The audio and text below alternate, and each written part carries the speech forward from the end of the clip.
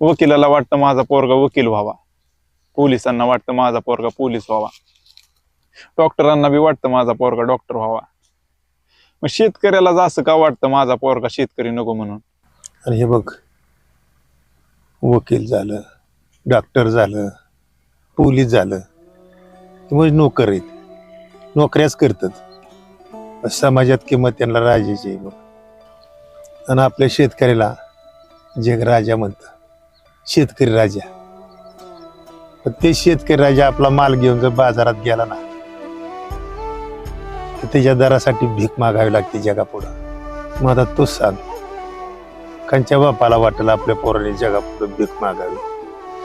निघून गेला रंग, विरून गेला धागा, व्याकुळ हा जीव माझा किती काळ जागा.